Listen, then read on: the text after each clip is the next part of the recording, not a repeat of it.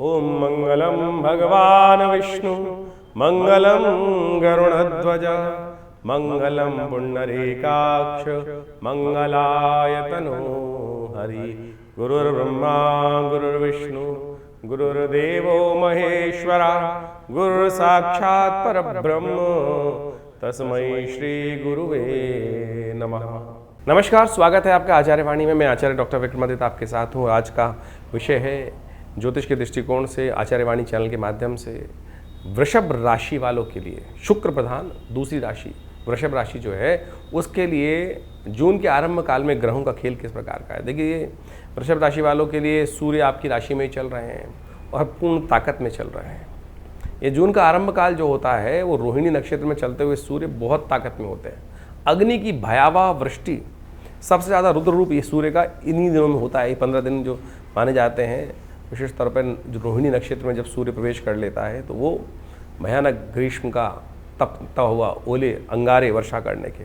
और यही आप वृषभ राशि वालों आपके साथ हो रहा है कि सूर्य कहीं ना कहीं आपके तेज से बहुत सारे लोग परेशान हो सकते हैं। ध्यान रखते हुए कार्य कीजिएगा। आपके साथ थोड़ा सा कहीं ना कहीं ईर्ष्या भी मन में हो सकती है, तो ध्यान रखते हुए कार्य करें। इस तेज का उपयोग करने का प्रयास करें तो अच्छा रहेगा। सूर्य को नित्य प्रति जल दें। इस सूर्य को परोपकार का काम करें। जितना परोपकार का कार्य करेंगे ना, ये सूर्य नेगेटिव से पॉजिटिव हो जाएगा आपके लिए। ध्यान रखें, ये रोहिणी में जब चलते हुए सूर्य लग्न में चल रहे हैं और करीब करीब जून के मध्यकाल तक चलेंगे, तो इसका उपयोग इस प्रकार से करेंगे तो ज्योतिष के दृष्टिकोण से समझ लीजिए। और बहुत जल्दी और भी बढ़िया योग बनने वाला है। बुध महाराज जो आपकी राशि के धन के स्वामी हैं, वो बहुत ताकत में आने वाले हैं और इन्हीं 10 दिनों में वो कार्य जून के आरंभ काल में वो ग्रह परिवर्तन की तरफ जाके पूर्ण ताकत में उदय होने जा रहा है।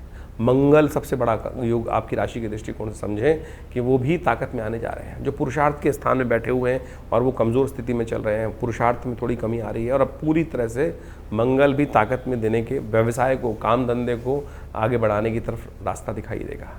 तो सिलसिले ये जो जेठ का महीना है ना, इसमें समस्त ग्रह परिवर्तन की तरफ बना रहे हैं। ये बड़ा विशेष है, समझ लेना चाहिए कि हर ग्रह बहुत तेज गति से, अतिचारी बृहस्पति परिवर्तन की तरफ चले गए, राहु परिवर्तन की तरफ चले गए, इस ज्येष्ठ के महीने में केतु परिवर्तन की तरफ चले गए, शुक्र परिवर्तन की तरफ चले गए, बुध परिवर्तन की तरफ जा रहे हैं, मंगल परिवर्तन की तरफ जा रहे हैं। तो समस्त सारे के सारे ग्रह परिवर्तन का कुछ ना कुछ मार्ग पकड़ रहे हैं इस जेठ के महीने में। आपके लिए क्या प्रभाव होने जा रहा है वो आप सिलसिलेवार तरीके समझ लें तो अच्छा रहेगा और फिर आप आगे बढ़ने का प्रयास कीजिए। आपके लिए बहुत अच्छा योग बनता दिखाई दे रहा है। सबसे बड़ा तो बृहस्पति धन का अंबार लगाने को तैयार बैठा है आपके लिए, लेकिन ध्यान रखिएगा बृहस्पति फिर अस्त भी होने जा रहे हैं। उसका प्रभाव कैसा रहेगा, एक उम्मीद जगा के बृहस्पति थोड़ा बैकफुट पे जाएंगे, तो उससे पहले आप कोशिश करें इस समय में तैयारी कर लीजिए। और यही बहुत जल्दी समय है कि जून के मध्यकाल तक ये लाभ देने की योग दिखा रहा है आपके लिए। सबसे पहले हम बात कर लेते हैं 1 जून की, रविवार का अवसर और षष्ठी तिथि विद्यमान है इस दिन। वृषभ राशि वालों के लिए गृह नक्षत्रों के दृष्टिकोण से जो योग बन रहा है वो विशेष तौर पर आपके लिए अच्छा है। पुरुषार्थ का समय है, सही तरह से करने का प्रयास करें। मंगल कमज़ोर होते हुए भी चंद्रमा के साथ योग बनाते हुए वो कहीं ना कहीं स्थिति अच्छी कर रहे हैं, तो नेगेटिव नहीं है, पॉजिटिव है आपके लिए। तो उम्मीद लाए काम करने का प्रयास करें, अच्छा रहेगा। भगवान कार्तिकेय का पूजन करें।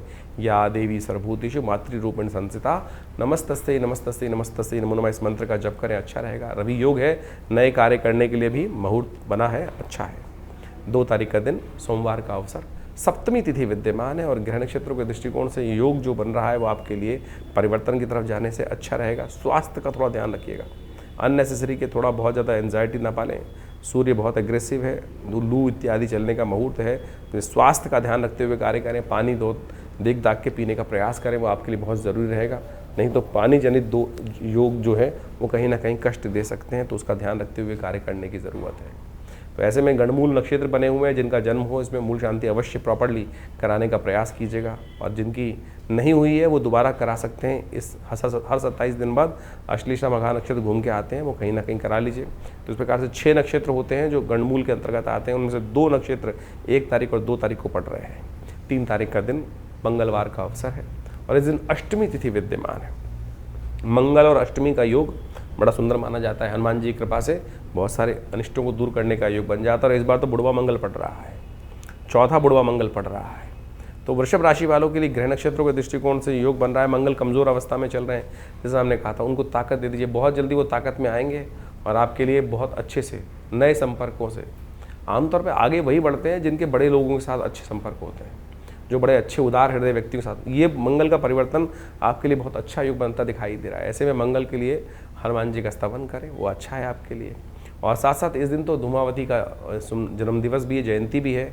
साथ साथ बुध ग्रह परिवर्तन की तरफ, मंगल के नक्षत्र में ही बुध प्रवेश करने जा रहे हैं और ये आपके लिए कहीं ना कहीं अनुकूलता, चीज़ों को आगे बढ़ते हुए मंगल, उदय होने की तरफ अग्रसित होते हुए मंगल, अपनी राशि में जाने के लिए अग्रसित होते हुए मंगल, ये बुध जो है ये आपके लिए अच्छे करते, कुछ ना कुछ काम करते दिखाई दे रहे हैं, तो ये आपके लिए अच्छा योग बनाएंगे। तो ऐसे में सबसे पहले तो इस तिथि का महत्व समझें। चौथा मंगल, बड़ा मंगल जो है, और साथ साथ माँ धूमावती, ये माँ भगवती का दिव्य स्वरूप है।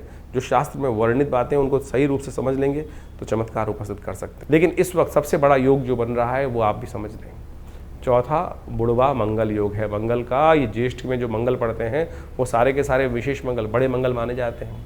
हनुमान जी ने सुंदर रूप से भगवान राम का दर्शन इस ज्येष्ठ के महीने में किया, उन्होंने विशेष तौर पर हनुमान जी की सुंदर आराधना करने का योग बनता है। हमने विवेकानंद योगाश्रम में इन पांचों, इस बार ज्येष्ठ के महीने में 5 बुढ़वा मंगल पड़े, बड़े मंगल, तो हमने उन सब में सुंदर रूप से सुंदरकांड का पाठ रखा है। आप भी उसमें सम्मिलित हो सकते हैं। और साथ साथ आज धूम्रावती जी की जयंती भी है। जब जीवन में कष्ट समाप्त होने के योग बना ही ना रहे हों, ऐसे कई बार योग बन जाते हैं, जीवन में कष्ट ठीक हो ही नहीं पा रहे हैं किसी भी कारण से, तो ऐसे में कोशिश ये करें आप विशेष तौर पर ऐसे में भगवती धूम्रावती का ध्यान करने का प्रयास करें। भगवती धूम्रावती दश महाविद्या के अंतर्गत, महाविद्या का अंतर्गत उनको स्थान दिया गया है। और जिस समय में जैसे बगलामुखी इत्यादि भगवती के स्वरूप हैं, ऐसे ही धूम्रावती भगवती समस्त ऐसे कष्टों जिनको, जो सिर से ऊपर पानी जब निकल जाए तब इनके मंत्रों का प्रयोग करना चाहिए, और जिससे आपके दुसाध्य कार्य पूर्ण होने की तरफ जा सकें, चाहे मुकदमे के कार्य हों, चाहे वो संसारिक तौर पे कष्टों के कार्य हों। तो ये भगवती के वो स्वरूप हैं, इसमें इनका ध्यान करके पूजन कर लेने से, अनुष्ठान करने से वो समस्त सिद्धांतिक तौर पर कष्ट पूरे होने के योग बनते हैं। तो वृषभ राशि वालों, ये आपने समझा माँ भगवती का दिव्य स्वरूप जो है, जिसका वर्णन हमने भी किया। इस भगवती के दिव्य स्वरूप का, दश महाविद्या के अंतर्गत आने वाली माँ धूमावती समस्त कष्टों को दूर करने वाली, और ऐसा दिव्य ब्रह्मास्त्र है कि जब इसका उपयोग किया जाता है तो निष्फल होता ही नहीं है। तो जहाँ कभी विघ्न आ रहा हो तो इस स्वरूप का, भगवती का ध्यान करें, कल्याण होगा। अब हम बात कर लेते हैं 4 तारीख की, और वृषभ राशि वालों के लिए कैसे ग्रहों का योग बन रहा है वो भी जान लीजिए। बुधवार का अवसर, 9वीं तिथि विद्यमान है, और इस दिन ग्रहों का योग आपके लिए ऐसा योग बना रहा है कि आप जिसमें भी हाथ डालेंगे ना, निर्द्वंद होकर आगे बढ़ते चले जाएंगे। रुकावट का योग कम दिखाई देता है, इसलिए बस हिम्मत करनी है, चलाने का प्रयास आपको करना है। भगवान शिव का ध्यान दो, सुबह सुबह लो शिव का नाम और देखो आगे बढ़ो, आपके लिए चीज़ें अच्छी बनती दिखाई दे रही। महेश नवमी है, भगवान शिव का सुंदर स्तवन करें, पूजन करें, आपके लिए अच्छा योग बनता दिखाई देगा। 5 तारीख की भी बात कर लेते हैं। 5 तारीख का दिवस बहुत ही विशेष दिवस है। ये दिवस साल में एक ही बार आता है और समस्त पाप के प्रकार के कष्टों से निवृत्ति का मार्ग बनाता है, गंगा दशहरा। तो वृषभ राशि वालों, आपके लिए ग्रह नक्षत्रों के दृष्टिकोण से ये योग बड़ा सुंदर बन रहा है। आप अपनी चाल में मस्त होकर काम करने का प्रयास करें। जो भी आपके बीच में टांग अड़ाएगा, भगवान भैरव उसके कष्ट, उसको जीवन में कष्ट देने का योग बना देंगे। ऐसा योग बन रहा है आपकी राशि के दृष्टिकोण से। इस दिन गंगा दशहरा भी है और बटुक भैरव जयंती भी है। भैरव जी का नाम आते ही सबसे पहले लोग सोचते हैं वो भयंकर स्वरूप भगवान का, वो विशेष तौर पर योग जो बना लेते हैं काल भैरव का स्वरूप। ये बटुक भैरव स्वरूप है भगवान का, शिव का बहुत ही सौम्य स्वरूप माना जाता है। आपके जीवन में यदि कोई लगता है, कई बार व्यक्ति को लगने लगता है किसी ने मुझ पर जादू कर दिया, टोना कर दिया, कुछ और कर दिया, या कोई बैठा बैठा हमारे ऊपर कुछ ना कुछ ये ऐसा करता रहता है, वैसा रहता है, ये भगवान भैरव जी का दिव्य स्वरूप है। जो उपाय हम बताने जा रहे हैं, यदि उसको इस दिन कर लिया तो पूरे वर्ष तक मंत्र विज्ञान के अनुसार से आप अपने आप को, अपने परिवार की सिक्योरिटी, अपने व्यवसाय की सिक्योरिटी करने का रास्ता बिना किसी बाह्य प्रयोग के कर सकते हैं। इस महात्म को आप समझ लें। इन दिनों ग्रह नक्षत्रों के दृष्टिकोण से उपाय भी कुछ खास कर लेने चाहिए। तो ये उपाय जो हैं वो नोट कर लीजिए। देखिए, इस दिन खासतौर पे गंगा दशहरे का योग बन रहा है, बटुक भैरव जयंती का योग बन रहा है। ये दोनों त्यौहार जो हैं बहुत इंपॉर्टेंट है, बहुत महत्वपूर्ण है। जो विशेष तौर पर दशमी के दिन पड़ते हैं। ज्येष्ठ मास की दशमी के दिन गंगा का अवतरण हुआ, और गंगा का अवतरण इस संसार के कल्याण के लिए महाराज भगीरथ ने, कहा जाता है कि अपनी 3 पीढ़ी तक भगीरथ का जो पीढ़ी थी वो भगवान की आराधना करते रहे। महाराज सगर के जो 60,000 पुत्रों को श्राप दे दिया गया था महर्षि कपिल के द्वारा, और जब कहा जाता है कि जब सत्ता आती है तो कोई भी व्यक्ति जो है वो मदमस्त हो जाता है, तो इंद्र ने एक चाल चली, महाराज सगर ने यज्ञ इत्यादि रखा था, बहुत बड़ा अश्वमेध यज्ञ रखा था, और अश्वमेध यज्ञ के अंतर्गत विभिन्न प्रकार से अपने उस राज्य को सुव्यवस्थित करने के लिए, समृद्धि की पराकाष्ठा प्राप्त करने के लिए महाराज सगर ने अश्वमेध यज्ञ रखा। 100 यज्ञ रखे गए, और अंत में उस संपूर्ण संसार में विजय प्राप्त करने के निमित्त, धर्मयुक्त ध्वजा फहराने के निमित्त घोड़ा छोड़ा जाता था। वो घोड़ा जहाँ जहाँ जाता था वो राज्य समस्त थे, वो राजा का आधिपत्य स्वीकार करते थे। तो कहा जाता था कि वो जो घोड़ा पकड़ लेता था उसके साथ युद्ध होता था। तो वो जो घोड़ा था, इंद्र ने क्या किया, उसको चुराकर उस घोड़े को महाराज जहाँ पर कपिल मुनि विश्राम कर रहे थे, कपिल मुनि साधना कर रहे थे, वहाँ ले जाके बांध दिया। महाराज सगर के पुत्र जगह जगह घूमते घूमते वो ढूंढते ढूंढते घोड़े को पहुँचे, और महाराज कपिल जहाँ पर साधना रत थे वहीं जाके बांध दिया। जब सत्ता में मदमस्त थे, इतना बड़ा यज्ञ चल रहा था, और महाराज सगर से बड़ा प्रतापी राजा कौन था उस वक्त? उनके पुत्र, 60,000 पुत्र वहाँ पहुँचे। तो उन्होंने महाराज कपिल मुनि को पहचाना नहीं, उपहास कर दिया कि अरे साधना करने बैठ गए हो, वट समान हो गए हो, और ये चोरी करने का कार्य करते हो। शांत झील में पत्थर मारने का प्रयास कर रहे थे। कपिल मुनि की साधना किसी प्रकार से टूटी, और उन्होंने क्रोधवश उन जैसे ही सगर पुत्रों को, अहंकारी सगर पुत्रों को देखा, उन सबको भस्म कर दिया। उस तप, जो योग तप के बल से वो सब के सब भस्म हो गए वहाँ पर। महाराज सगर को जब ये पता चला तो उन्होंने बहुत प्रयास किया, लेकिन जब जो कार्य हो चुका था, लेकिन अब उनकी मुक्ति का मार्ग ज़रूर चाहिए था। उनकी मुक्ति हो सकती थी गंगा जल से ही, गंगा के पदार्पण से ही। तो उनकी समस्त पीढ़ियाँ लगातार 3 पीढ़ी तक उनकी पीढ़ियाँ माँ भगवती गंगा को प्रसन्न करने का कार्य करती रहीं। और जब माँ गंगा का प्राकट्य भगवान के सुंदर श्री चरणों से निकली हुई, भगवान की जो कहा जाता है कि गंगा की उत्पत्ति कथा भी बड़ी विचित्र है, वो समझ लेनी चाहिए। कथा कितनी सुंदर रूप से भाव से शास्त्रों में बताई गई है। वामन अवतार के समय में जब भगवान ने 3 पग में समस्त भूमि को नाप लिया था, तो जब भगवान विष्णु का वो पग जो था वो ब्रह्मलोक पहुंचा था, तो तब ऋषि साक्षात ब्रह्मदेव ने उन चरणों को धोने के बाद अपने कमंडल में जो जल रख लिया था वही गंगा थी, वही गंगा बनी। और जब महाराज भगीरथ ने भगवान की को प्रसन्न किया ब्रह्मा को, तो भगवान ब्रह्मा ने उस कमंडल जल से वो जल जो था वहीं से गंगा जी को भगीरथ को दिया। लेकिन समस्या ये थी कि वो वेग जो था वो कौन स्वीकार करता? उस धरा पर जब वेग पड़ता तो पृथ्वी फट जाती। तो भगवान शंकर की साधना करके भगवान शंकर को प्रसन्न किया गया कि भगवान शंकर ने अपनी जटाओं में उस गंगा जी को समाया, और उसके बाद वहाँ से गंगोत्री से निकलकर जैसे जैसे वो आगे चलती हैं, तो ये गंगा के पदार्पण की सुंदर कथा है। कहा जाता है दशम पापम हरति दशहरा, संसार में जो 10 प्रकार के पाप हो सकते हैं उन सबसे निवृत्ति जो हो सकती है वो केवल एक बार उस गंगा जल में स्नान कर लेने मात्र से ही हो जाती है। तो इस दिन विशेष तौर पर अवश्य माँ गंगा के जल में स्नान करना चाहिए। गंगा जल का दान करने का भी महत्व अद्भुत बताया गया है।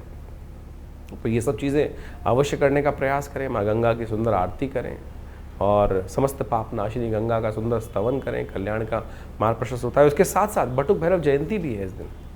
बटुक भैरव जयंती बड़ी एक ऐसा स्वरूप है भगवान शंकर का जो सशरीर उत्पन्न हुए। कहा जाता है कि एक ब्राह्मण थे, ये कथा भी बड़ी सुनने लायक है, इसको समझना चाहिए।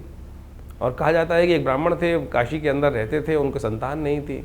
भगवान से आशीर्वाद प्राप्त करने के कारण से सशरीर, पूरे शरीर के साथ शिवलिंग से प्रकट हुए भगवान बटुक भैरव, और ये 8 साल के बच्चे के स्वरूप में है।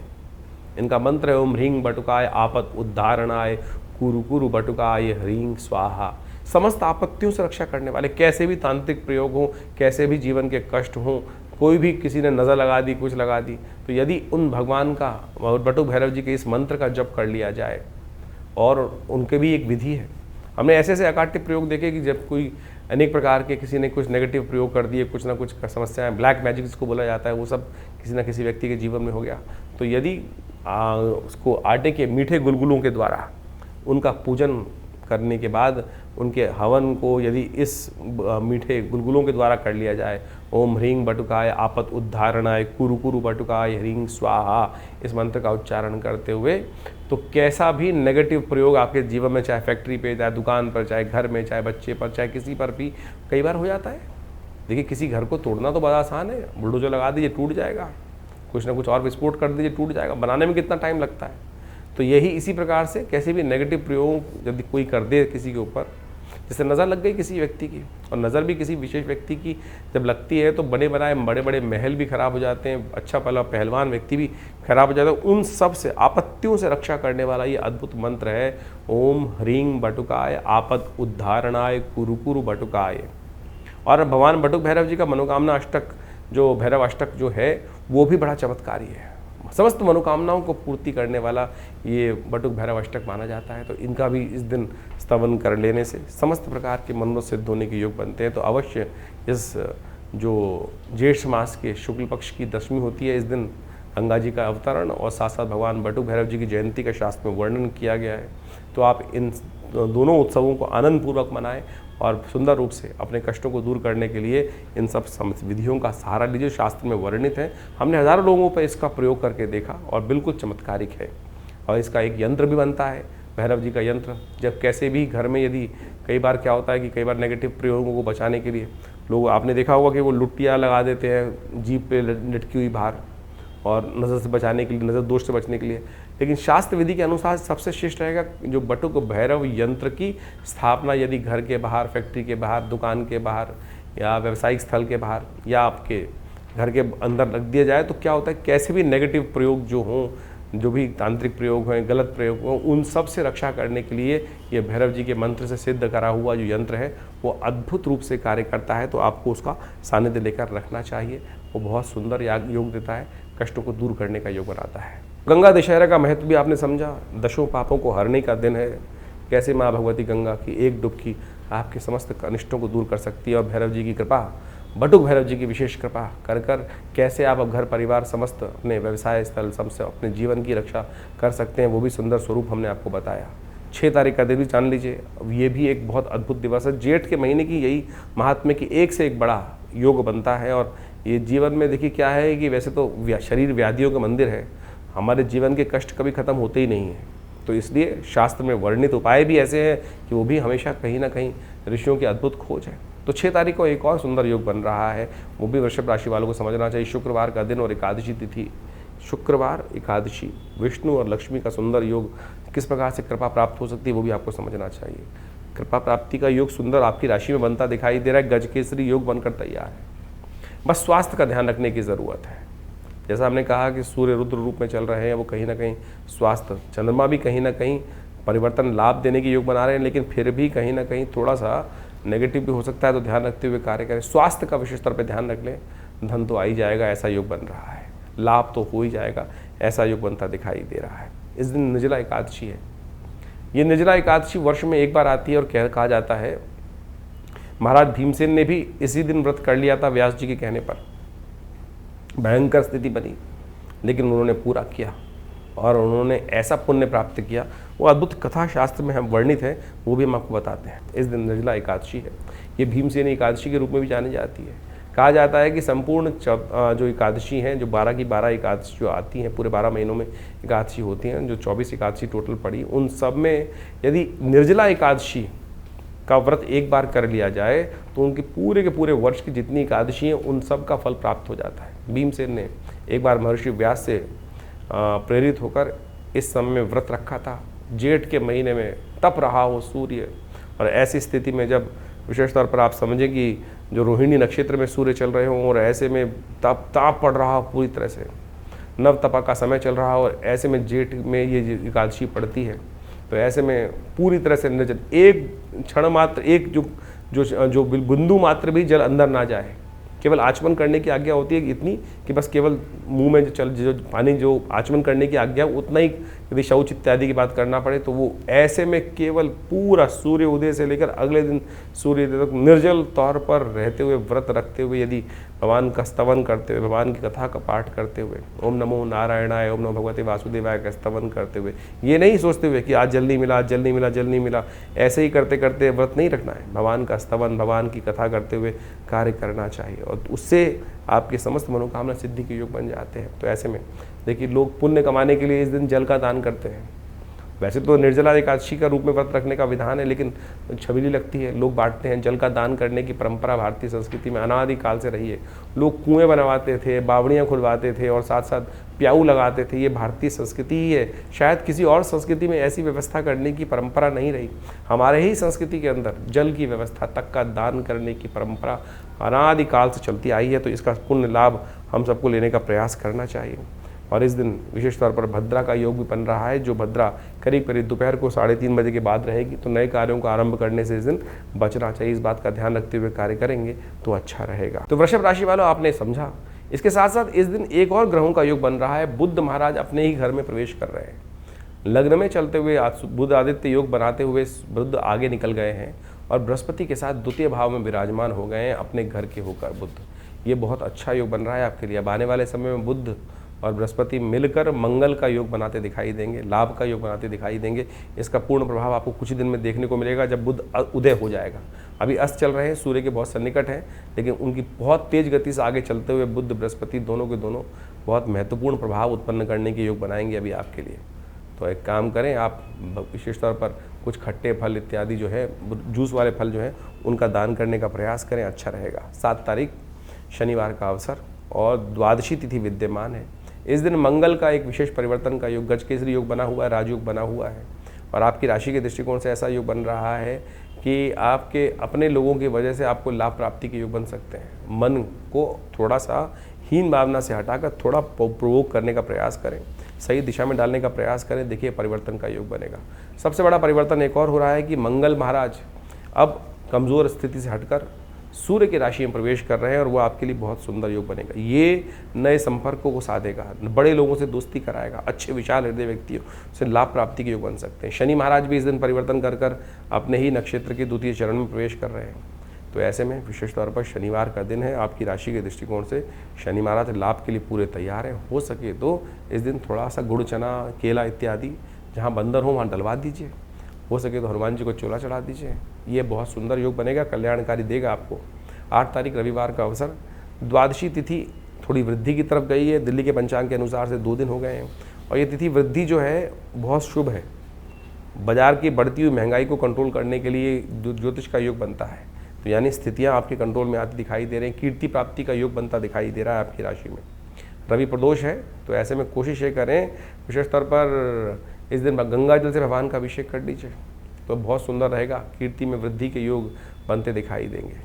एक बात और ध्यान रखिए, थोड़ी एरोगेंसी त्यागने का प्रयास कीजिए, थोड़ी सी हठधर्मिता, थोड़ा सा ऐसा स्थिति है कि मैं किसी के पास क्यों जाऊं, थोड़ा विनम्र होकर काम करने का प्रयास कीजिए। स्थिति आपके अनुकूल बनती दिखाई दे रही है। रविवार के दिन एक और परिवर्तन का योग बन रहा है। सूर्य मृगशिरा नक्षत्र, मंगल के नक्षत्र में प्रवेश कर रहे हैं, रोहिणी से बाहर आ रहे हैं।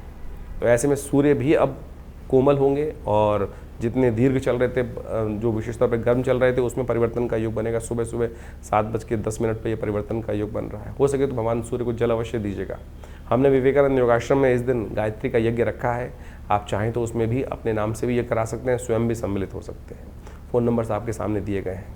9 नंबर सोमवार का अवसर है, उस दिन त्रयोदशी उदया तिथि है और साथ साथ ग्रह नक्षत्रों के दृष्टिकोण से एक ग्रहों का परिवर्तन का योग बन रहा है। बुध आर्द्रा नक्षत्र में जा रहे हैं, चंद्रमा आपके सप्तम भाव में जा रहे हैं। दोनों योग आपके लिए अच्छे ही हैं, कल्याणकारी हैं, बढ़िया योग बनाते दिखाई दे रहे हैं। कुछ ना कुछ यात्राओं के नए योग बनते दिखाई देंगे, नए रास्ते दिखाई देंगे और नया विजन आपको प्राप्त होने के योग बन सकते हैं। सर्वार्थ सिद्ध योग बना हुआ है, यह आपके लिए कल्याणकारी है। नए कार्यों को आरंभ करने के लिए दोपहर को 3:30 बजे के बाद मुहूर्त बनता दिखाई दे रहा है।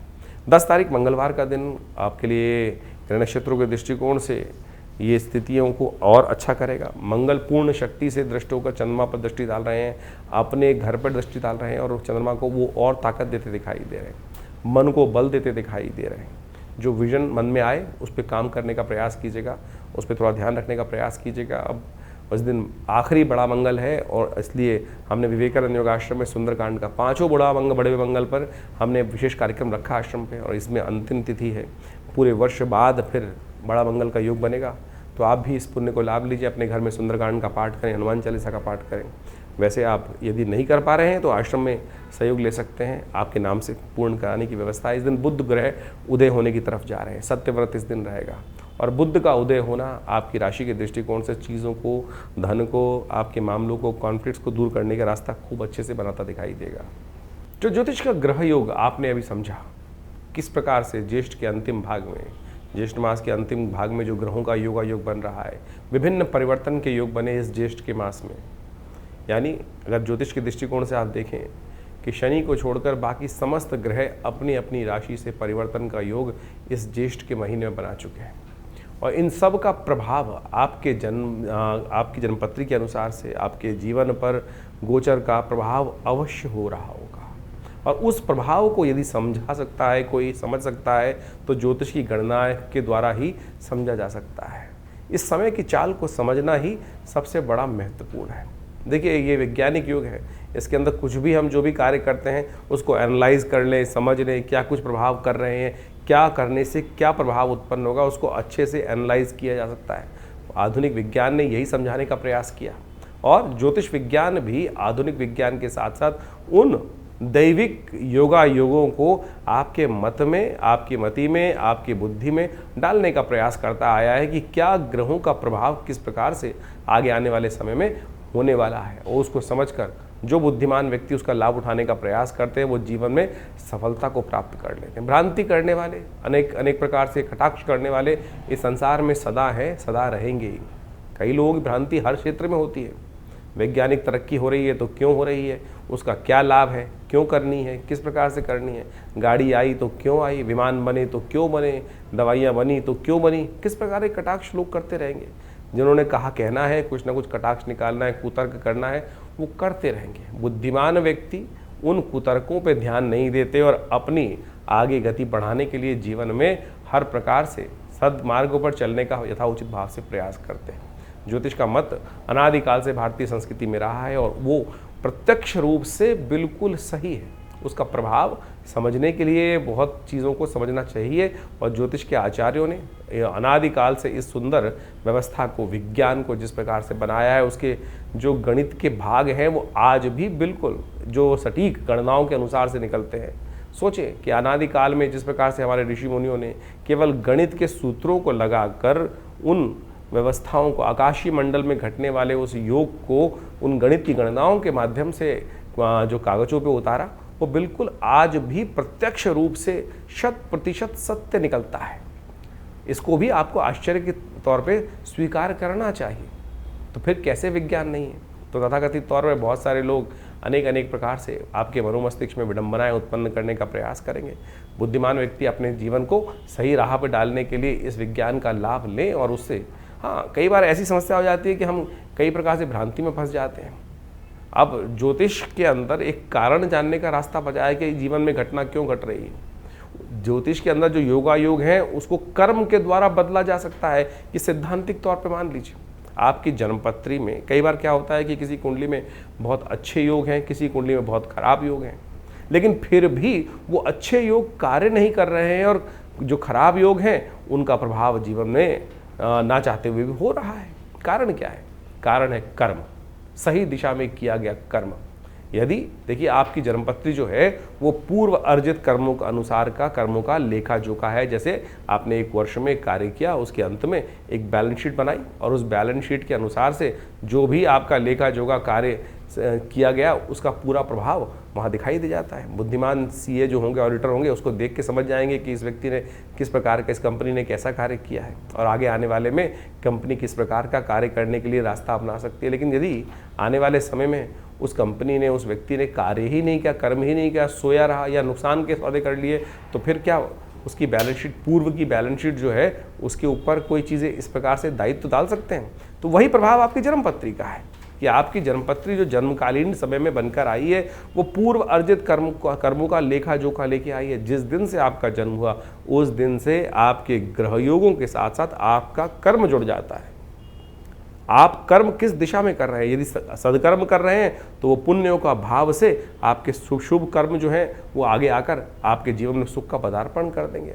और यदि शुभ कर्म नहीं कर रहे हो, अशुभ कर रहे हो जन्म के बाद से, तो समझ लो फिर वो जो पाप प्रवृत्ति व्यक्ति की है वो कहीं ना कहीं कष्ट देने के योग बना लेती है। तो सिद्धांतिक तौर पे हम इस सिद्धांत को समझाने का प्रयास कर रहे हैं कि जो लोग समझते हैं कि डेस्टिनी डिफाइंड है, ऐसा नहीं है, चेंज कर सकते हैं आप अपने कर्मानुसार। तो ज्योतिष का ये प्रत्यक्ष प्रभाव, कई लोग सरेंडर कर देते हैं कि अगर मेरी कुंडली में दरिद्र योग है तो मैं दरिद्र ही रहूँगा। ऐसा नहीं है भाई, दरिद्र योग है तो उसको परिवर्तन कर कर आप उसको शुभ योग बना सकते हो। और अगर राजयोग है और आप कर्म नहीं करोगे, सोए रहोगे, शुभ उसका लाभ लेने का प्रयास नहीं करोगे, अशुभ कर्म करते रहोगे, तो फिर वो राजयोग सब समाप्त भी हो जाएगा, शुभ योग धन का योग समाप्त भी हो जाएगा, छन्नी भी बन जाएगा। तो ये आपको सही रूप से समझ लेना चाहिए कि ये सब कर्म का खेल है और कर्म के साथ आपका हर चीज़ जुड़ा हुआ है। शास्त्र में कहा गया ना, अवश्यमेव भोक्तव्यम कृतम कर्म शुभाशुभम। तो इसको हमें सत्य रूप से समझ लेना चाहिए। और अनेक प्रकार से रास्तों को समझाने के लिए शास्त्र में विभिन्न प्रकार के माध्यमों से उन सब सिद्धांतों को समझाया जाता है। और हम समझें कई बार कुंडली के अंदर बड़े प्रकार के दरिद्र योग बने हुए हैं, केमुद्रम योग हैं। लोग चाहते हैं, बड़ी विचित्र स्थिति है कि ज्योतिषी के पास आके लोग किसी भी विज्ञान पे जाते हैं, चमत्कार की बात करते हैं कि चमत्कार कर दीजिए बस कुछ। अरे भाई, चमत्कार नाम की चीज़ इस संसार में कुछ नहीं होती है। अगर आप चमत्कार की ज़्यादा बात करोगे तो बहुत सारे लोग, हर शाख पे इतने शातिर लोग बैठे हैं, वो कहीं ना कहीं आपको कष्ट में डालने के योग बना देंगे। तो इसलिए सबसे पहले अपने मस्तिष्क से, अपने विचारों से इस बात को हटा दीजिए कि चमत्कार कोई कर सकता है। सैद्धांतिक तौर पे कार्य किया जा सकता है, सैद्धांतिक तौर पे आपको कार्य समझा जा सकता है। हर चीज़ का प्रभाव है, क्या वो नग है, क्या वो मंत्र है, क्या वो दान है, क्या वो पुण्य है, किसी प्रकार से औषधि का उपयोग है, हर चीज़ का कहीं ना कहीं एक वैज्ञानिक विश्लेषण है। सैद्धांतिक तौर पे उसको समझा जा सकता है कि कैसे कार्य किया। अब इस कार्य को समझने में किसी को दिक्कत हो तो वो उसको चमत्कार का नाम दे देता है। तो इसलिए इस बात को सही समझ लें कि चमत्कार नाम की कोई चीज़ होती नहीं है। जिस चीज़ का वैज्ञानिक विश्लेषण हमको समझ में नहीं आ रहा है, प्रोसेस समझ में नहीं आ रहा है, तो हम उसको तथाकथित तौर पे चमत्कार की गणना में ला के खड़े कर देते हैं। तो इस तरह से आप अपने ग्रहों को सही से समझें। तो ज्येष्ठ का महीना जो हमने आपके समक्ष रखा, ये बहुत पुण्य आने वाला महीना है। इसमें निर्जला एकादशी, इस शास्त्र में कहा गया है कि केवल एक जल का दान, आपके धन के नहीं, जल का दान कहा गया। सोचें, जल तो यथेच्छ मात्रा में अभी तो संसार में व्याप्त है, लोटा भरो और एक जल का दान दे दो, वही सबसे श्रेष्ठ दान कहा गया है। निर्जला एकादशी का सुंदर व्रत इस एकादशी इन ज्येष्ठ के मास में आता है। गंगा का पदार्पण इस ज्येष्ठ के मास में होगा, जिसे गंगा दशहरा कहा जाता है। दशम पापम हरति दशहरा, केवल एक डुबकी मात्र उस गंगा जल में ले लेने से आपके समस्त अनेक कर्मों में किए गए जो कर्म है, दशम पापम हरति दशहरा, यानी समस्त पापों से निवृत्ति का मार्ग ये दशहरा केवल जल से स्नान करने से प्राप्त हो जाता है। तो सोचें कितना सुंदर भारतीय संस्कृति ने अपने शास्त्रों के माध्यम से उस सिद्धांत, जीवन के रहस्य को समझाने का प्रयास किया है।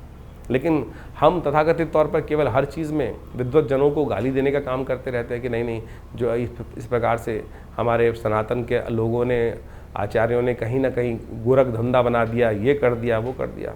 तो इस बात को, भ्रांति को हटाने का प्रयास करें, अपने संस्कृति के प्रति उलाहना ना दें।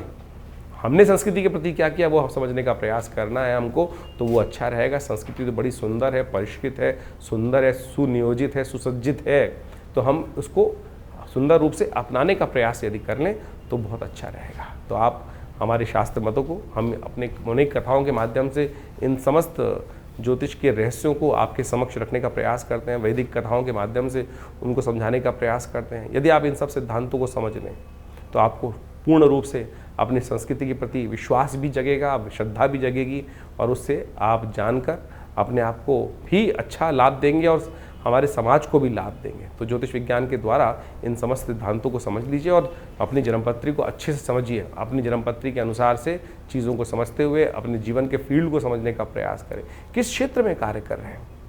कई बार क्या होता है, हम जीवन में कौन से क्षेत्र के कार्य करने आए थे और कहाँ भटक जाते हैं। बचपन से ही, बाल्यकाल से ही हमको अपने जीवन के लक्ष्य को समझना चाहिए कि मैं किस चीज़ के लिए बना हूँ, मैं कौन से कार्य करने के लिए। नहीं तो क्या होता है, जीवन में व्यक्ति भटकता रहता है और फिर जाके 40-50 साल बाद उसको एक दिशा प्राप्त होती है।